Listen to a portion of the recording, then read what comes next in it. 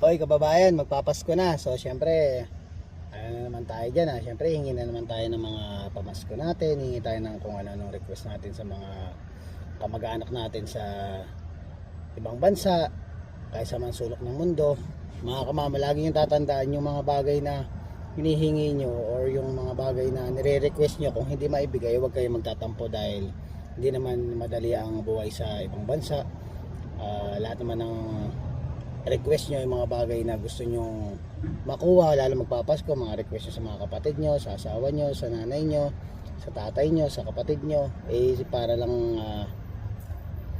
lang maibigay sa inyo, pinagtatrabaho nyo ng mabuti yan mga kamamaw. So kung sakaling hindi kayo mabigyan ng pamasko ngayon, or wala namang masamang humingi, kung hindi lang mabigay yung mga request nyo, huwag sana yung sasabihin yumabang na, nakalimutan na kami, parang ano na siya, nagbago na.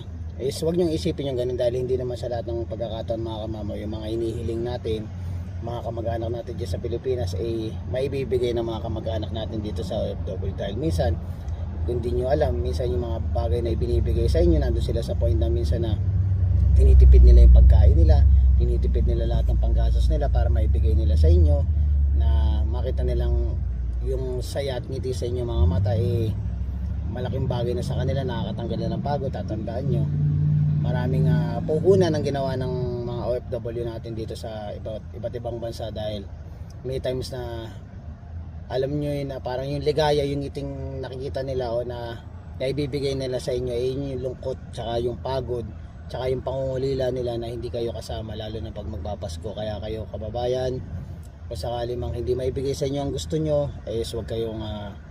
wag nyong pag-isipan ng masama yung mga kababayan sa Pilipinas, dahil lahat naman tayo dito mga kamamay nangangarap na magkaroon ng magandang buhay. So kaya maging kamustahin nyo sila, minsan kamustahin nyo sila, hindi dahil sa kinakamusta nyo sila pag may kailangan kayo, kamustahin nyo din sila kung okay lang pa sila dito, para at least kahit pa paano yung lungkot tsaka yung paunguli lang nararamdaman nila araw-araw is parang kahit pa paano mapalitan ng konting ligaya sa pansamantalang pagkakataon na makausap mo sila. Kaya mga kababayan, kamustahin mo sila.